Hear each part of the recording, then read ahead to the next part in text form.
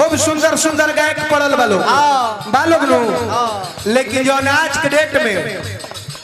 power star Pawan Singh ji Gandhi हन औसन गावे लेकिन हूँ जन्म नहीं खेले हम जाना तानी कि से बढ़िया स्केल से बढ़िया सुर लगा के गा देबो लेकिन उनकर जवन आवाज हो वो आवाज के जोड़ा लगावेला कोई जन्म न ले लगाई सिर्फ और सिर्फ भोजपुरी में अगर जो कोई कलाकार है तो सिर्फ पवन सिंह है पावर स्टार उनका आवाज के दीवाना दुश्मनों लोग हो जाला वर्ल्ड में उनकर जोड़ा लगावे वाला कोई है नहीं प्रदुमन परदेसी भी मानता है तो गायकी के क्षेत्र में गायकी लाइन में सिर्फ और सिर्फ मानता है प्रदुमन परदेसी तो अपने सिर्फ अपने जान बड़े भाई पवन सिंह को ही मानता है गावे खातिर तू हूँ गावत हमू गावत हमरा ऐसा कई गो गायक लोग गावता देखी अच्छा मुन्ना दादा हमरा के 101 रुपया पुरस्कार दिल बनी मुन्ना होटल के माध्यम से मैनेजर जी बनी बार बार पलगी रही आशीर्वाद के प्रतीक्षा लगा रहे भैया के हम बार बार प्रणाम कोई नहीं है आशीर्वाद के प्रतीक्षा लगा रही गाय खातिर ढेर गवैया लोग गावता तू गावता रहो प्रदुमन परदेसी गावता रे ना जाने कोई गो गायक लोग गावता लेकिन के हमार का बिगाड़ लो कुल जना सोचता लोग कि उखाड़ के फेंक दी लेकिन जब ले धरती पर हम कि नहु के दिन नहीं खेल के प्रदुमन परदेसी के वो बाल बाका कर ईश्वरीय देन हो सदा जी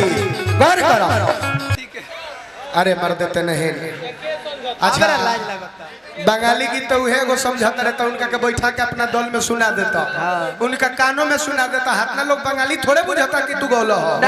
कतना लोग इस शब्द के खराबे बुझी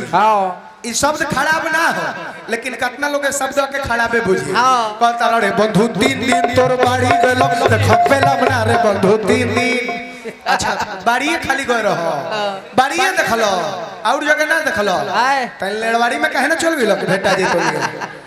बोका कहेगा बंधु 3 दिन तोर बाड़ी गेलम देखम ये सब गीत खराब नहीं थे बंधु मतलब भाई ए भाई तारा 3 दिन हम बाड़ी मतलब घर होखेला तारा बाड़ी पर 3 दिन गईनी लेकिन तू भेटैला ना तारा के खोजे के कोशिश करनी लेकिन तारा के हम पवनी ना ई गाना का मतलब ही है तो कोनो जरूरी बा कि खाली बाड़ी में खोजे तरह त बाड़ी में मिली तनी भूल से बसवाड़ियों में घूम लेता तोहरो आत्मा के शांति मिल जाए अरे मर्द तरह का बोल दे तारा कुछ समझ में नहीं खेवा खैर छोड़ी कोनो बात ना रोशन जी कहत रे कि तनी इनका के खियाई पियाई लोग कैसे कि तनी बैल हो जा तब नु बाघ से लड़ी है अच्छा तू बाघ हवा हो अरे मर देते नहीं तू हमारे को भाई हो हिंदू सब सनातन धर्म में जन्म ले तू एगो भाई हो आज जब तू अपना के बाघ मानो ताड़ो तो तू छोट बड़ा हमरा से तो भाई एगो बैल कैसे हो सकेला एगो भाई बाघ कैसे हो सकेला तू अपना के बाघ बड़ा तो मानो कि तू छोटा बाघ हो तो हम बड़ा बाघ हो शेर पर से सावा से रही छोरा रहे त इनका के मत कहि ना ढेर लबेर देती चैनल लागल बा चैनल ना लग रही त तो जौन मन करी तन हम बोल देती लेकिन जहां चैनल लग जाला संभर के बोले के पड़ लेना तो तुरंत वायरल होके में टाइम न लगे खास करके प्रदुमन परदेसी के बात इंतजार लोग करत रहेला विपक्षी का बोली लेकिन हम बोले के ना चाहिला जिंदगी बा एकरा के प्रेम से जिया आपस में और वो लोग से हम बात कहल चाहता नहीं हमारा ओर से जौन भी गीत संगीत हुई समाज पर अच्छाई मिली अच्छा के प्रभाव जाई हम बाउर गावे के कोशिश ना करी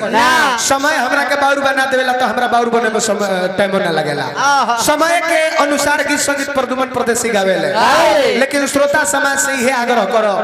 कि जौन धरती पर बानी जा हमनी का ई जौन जिंदगी जियतनी ए मुखिया जी ये जिंदगी के कोनो गारंटी नहीं खे ए चाचा ए देहिया के कोनो गारंटी नहीं खे कि ए देहिया में से प्राणवा निकल जाई को ए पिजरा में से चिड़ै को उड़ जाई एकर कोनो गारंटी नहीं खे ऐसे जे जहां बा आज के डेट में हम देखो तनी कि एगो भाई के जगह जमीन खातिर मार देता, मर्डर कर देता,